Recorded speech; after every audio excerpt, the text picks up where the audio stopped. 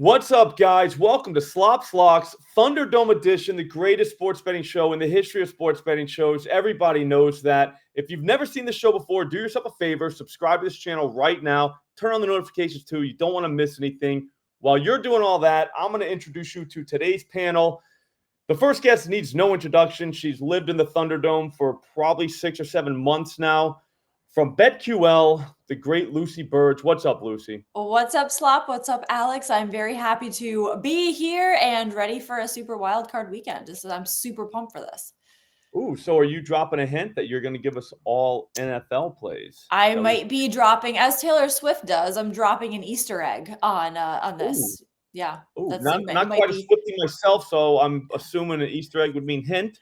A hint, yes, a hint. I'm not quite a Swiftie myself either. However, I'm a fringe Swiftie. I don't really. Okay. I'm not going to go to battle for her. I do have opinions on her that Swifties might not like, but her, her outfits, they're not great, but they do hint at what is to come in her career. So I am hinting through my words what kind of bets I will be giving out on today's show. Very nice, very nice. Like an Easter egg. I see what you're saying now. Our next guest was here last week. He did the dreaded offer in his debut on the Thunderdome. But here's the thing. That happens to everybody. Everybody except Lucy. I think she swept the first time. But if totally I remember right, I think I went 0 for 3 the first time I was in the Thunderdome. So it happens to the best of us. Even though he's on an NBA run right now, I heard, Alex, you're going with NFL. Is that true?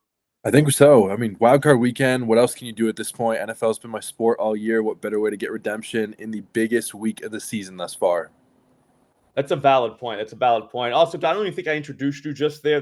That's the great Alex Caruso on Twitter or X, whatever you call it. We're happy to have you again, though. Bro, I don't think you're going to do it again, though. I don't think you're going 0 for 3 again. Not. I was watching. I was like, I don't think it's going to happen again. I think the one you got really burned on was Brunson last week. That was not your fault. Not your fault at all. That was all Brunson's fault. Was that Brunson? Am I right? It was Brunson. Yeah. I was like, come on. But, hey, part of the game. Assist at the half, you're like, what's happening right now? Like, he just quit. I think he watched the show and doesn't like you, but that's between you two. Exactly. Mm-hmm. All right, so what we're going to do is we're going to go one after another, snake draft style. It looks like Nigel has given Lucy first crack at it, then Alex, then me.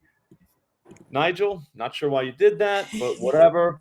Lucy, stop stalling. You're up. All right. Thank you, Nigel, because I am starting off hot with a parlay. This is a parlay of Browns -2.5 and Buccaneers +2.5. And this is parlayed to +281 at BetMGM is where I got this.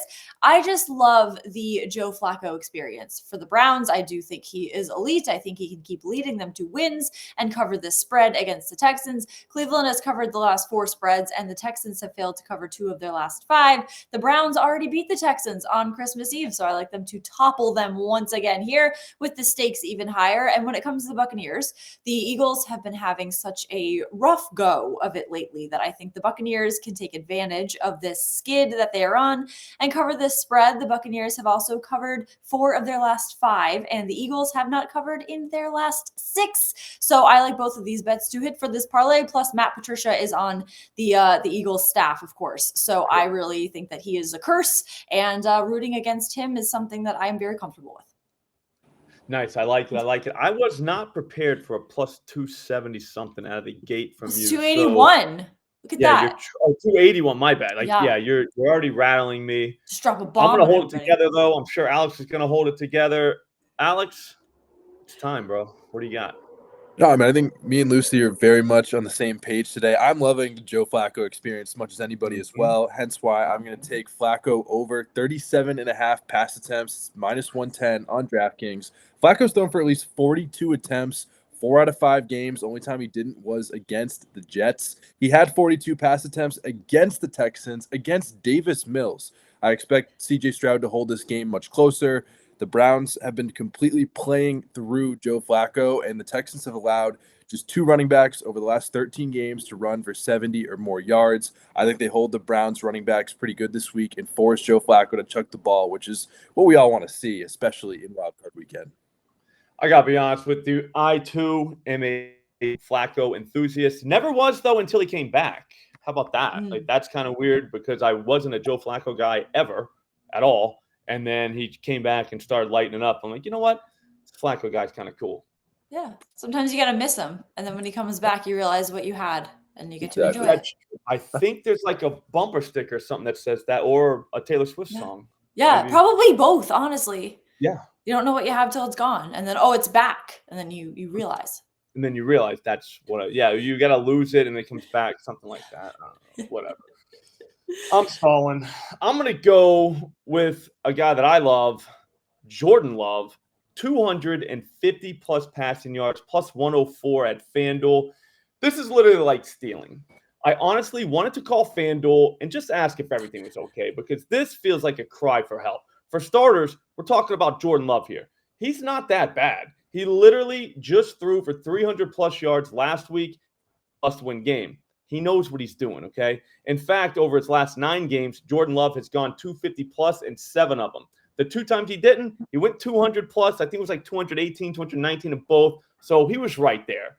Now he's getting the Cowboys, who aren't really a team you think of that give it up in the pass game, but they're not a team that doesn't give it up in the pass game. So they're right there in the middle. They just gave up 270 plus to Jared Goff a couple weeks ago. Tua went 293 recently too. So they're not locking people down. The thing is, I think Dak and the Cowboys are going to be able to move the ball up and down the field on the Packers. When that happens, Green Bay's hand is going to be forced. They'll have to throw to stay alive. And when that happens, Love is going to get us all paid. He's got plenty of weapons. And this game's indoors, so we don't have to worry about that weird weather stuff. It just feels right. Just feels right, guys. I love that. Indoors is always good. Yeah, that's how I do my playoff games. I just start crossing off games that are outside. Yeah. So I'm like, all right, well, I'll get to those if I don't find something inside. Feels right. All right, so now I am going to go again because that's just how snake traps work. I mean, they always have worked like that. No need to change it now. We're going to go Demarcus Robinson, 50-plus receiving yards, plus 132 at FanDuel. This could be the greatest bet of all time. For starters, I think the Rams are going to need every point they can get against Detroit. The Rams like to sit on the ball, and they take forever to run plays, and I just don't think that can happen Sunday because they're going to be chasing points. At the very least, they'll be in a neutral game script. What's even better is they don't have a very big target tree. Just a few weeks ago against the Saints, 4 people caught passes in an entire game. Like 4. That's it. Matthew Stafford completed 24 passes that night, and only 4 guys were needed to catch those passes. That's crazy. The thing with Robinson is, though, he's taken over that number 3 role for the Rams, which is huge. He's been playing 90+% of the snaps, and he's gone for 80+ yards in his last 2 games with Matt Stafford under center. Only 2 teams in the entire NFL have given up more receiving yards to wide receivers than the Lions. So Robinson has a great opponent. Plus, Puka Nacua and Cooper Kupp are going to be drawing a ton of attention. Robinson's flying under the radar. I think he gets 50-plus receiving yards Sunday. What do you think about that, Alex? Yeah, I am completely with you. I couldn't go any other way. I think going right with that, I think I have to go with a prop that I think is almost guaranteed to hit this coming Sunday into a Tagovailoa, who I think is going to be going under 231.5 pass yards. You can get that at minus 114 on FanDuel. And mainly, I love this prop because only 41% of quarterbacks have hit this line versus the Chiefs this season. But Tua has struggled badly in cold weather games. He is 0 for 4 on this line. He's had a 55% pass completion percentage. The Chiefs have the 4th fewest pass yards allowed. Tyreek and Jalen Waddle have both been limited in practice all week. I think they're a little bit banged up. He struggled in cold weather games. A lot of QBs haven't even hit this line to start with this year. So I think all signs are pointing for Tua to go under.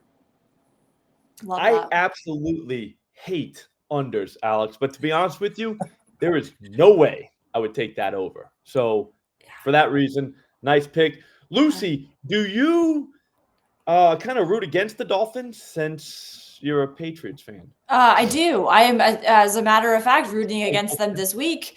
And that's not my next pick, but I would take the Chiefs in this game because you know what else is going to be under? The temperature will be under 0 with that wind chill. So I really like that for Tua because it's going to be cold like you read about. But I am sticking with the Joe Flacco experience for my next bet. And it is my turn, correct? Yeah, yes, it is. Okay, Actually, excellent. your turn times 2. Oh, fantastic. Okay, so I am going with Joe Flacco over 1.5 passing touchdowns because I got this at plus 100 at BetMGM. This is a plus sign. Flacco has gone over this in every game so far that he has played in, with at least 2 in each of his 5 games this season. He had 3 against the Texans on Christmas Eve. So I like Joe Flacco to go over 1.5 passing touchdowns plus 100 at BetMGM. You know what's awesome about that play, Lucy? That was actually on the Odds Jam positive EV page earlier today. I saw it and I said, wow, that's awesome. I might take it, but I decided not to. I'm kind of glad I didn't take it because I'd be stuck now because you've already taken it. Because I nabbed it, didn't I? So now I'm more confident in it than ever. That's fantastic. And then for my third bet, I am taking the Steelers plus 10 against the Bills. I think the Bills can win this game. They're on a roll, but 10 is a big number. And I think the Steelers are nothing to sneeze at. They can keep this close enough to cover this spread. The Steelers have covered in their last 3, and they have some big wins in those games as well. So I think the Steelers can keep up with the Bills here and cover this spread, maybe within a touchdown even, but I like the Steelers plus 10. I heard that there's going to be gusts of 60 miles an hour. Can anyone confirm that? Actually, Nigel's our wind guy. Maybe you can put that in the chat. I heard some reports they might move the game. Yeah, they were going to move it to Cleveland. Wow. Yeah. You know, the weather's really bad whenever you move a game to Cleveland. Football game to Cleveland? Yeah, for better weather. It's like, oh. Right. And also just for Nigel, that is minus 110. Steelers nice. At BetMGM. Very nice. Yes. Very nice. Yeah, I don't know. Nigel's the win guy. It's going to pop up in the chat. I'm not going to see it because I can't see. Oof. Sustained winds out of the southwest of 27 miles per hour. Ooh. What about the gust? Are there gusts? Probably. The gusts are supposed to be up to 45 to 50 from when I was doing the weather research this morning. But Lucy, we must have compared notes before we came on this show because I'm sticking with a Steelers prop that goes very well with the plus 10 in Najee Harris over 15.5 rush attempts. It's minus 130 on FanDuel. We're eating the juice a little bit. He said 16, 26, and 27 carries with the games with Mason Rudolph starting. But this is supposed to be like one of the windiest games of the entire year. The path for the Steelers at plus 10 and to win overall is going to be through running the ball. They've gone more and more to Najee Harris instead of Jalen Warren the last few weeks. I think that sticks. The only way they win is running the ball. And with this being one of the windiest games we've ever seen, I think that this line is going to be so free come Sunday morning. I cannot get enough of Najee Harris over on his rush attempts.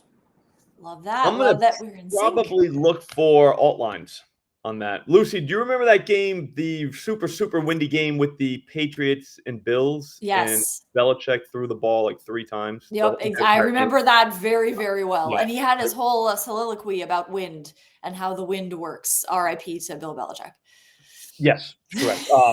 Yeah, Alex, that's a great call. Just because, again, this has nothing to do with game plan or anything like that. It's more of like we can't throw the ball, so we kind of have to run. So it's not something that the Steelers are saying, hey, let's run on these Bills. It doesn't matter how good the run defense has been. They're not going to be able to throw it. It's very windy. So yeah, not a bad look at all. I think Najee is the guy too, because the Warren kid, he seems like he's the pass catcher there. Like they like to use him as change of pace, but they want Najee Harris to be like, a bell cow, 20+ carry guy, so nice work.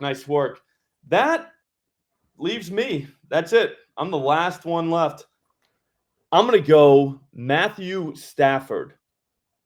300+ passing yards, plus 174 at FanDuel.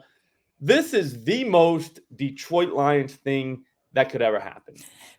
And I'm a Detroit guy, okay? Always have been. Everybody knows that.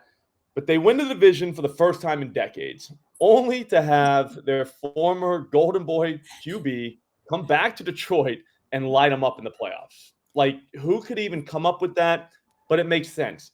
First of all, Stafford is a more than capable quarterback. He's gone 300+ in each of his last 2 starts. The guy still has it. Plus, I don't know if the Rams are going to be able to run the ball, like I already said. At least not as effectively as they normally do. The Lions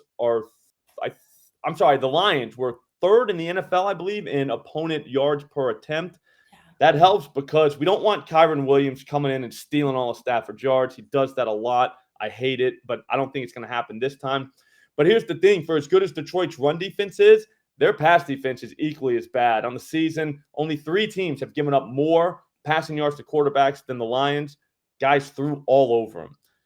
What helps is I think the Lions are going to hang points on the Rams, though. So now, what are we going to do? We're going to see Matthew Stafford throwing all over the place on the Lions, right in front of the Lions fans. If you want to go 325, you can do that. 350 plus is probably even in play.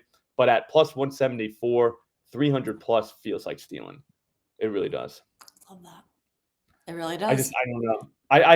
I didn't know how you were going to take it, Lucy, but I do think the Rams are going to give them all they can handle. No, I do agree. I think the Lions can win, but I would take the Rams to cover that spread. And I do have some breaking news about the parlay that we have put together here. $10 on a 9-leg parlay that we have put together here will win you $11,951.50.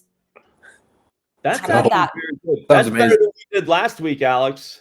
Definitely better. I think this one's going to hit. That's the big difference. No 0 for 3. Yes. Nobody's missing today. This feels like, especially because we're in sync on a lot of these bets. Correct. I think that the juices are just flowing well with everybody, and I think that we're going to end up 9-0 come Monday morning or Tuesday morning. I do think so too. Yeah. I do think so we are too. gelling here. Our last one, what is it, Sunday? So by Sunday night, we're all going to be rich. Yeah, how about that? Exactly. Exactly. I know actually, what I would buy with all of this. The Bucks is Monday night. Don't you have a Bucks play, Lucy? I do in my parlay. Ooh, so that we might know. We might know by then. I mean, the Browns. God forbid something happens to the Browns. That is unfortunate. But but maybe we won't know. We won't know until the end of the Buccaneers game how this will play out. I like how we strung it out, though. That was very smart of us. We covered the whole weekend, guys. Look at that. All right, well, if you two don't have anything else to say, I think I'm done talking. I think the people are done listening. They're putting in their plays right now. So I think we're done here. What do you guys think? I think so. I'm ready. I'm fired up. Me too. Pumped Me up. too. All right, guys. For Lucy, Alex, I'm out. I am not doing a live stream later. I'll be on an airplane coming back home. So there is that. But I will see you guys tomorrow. Till then, later.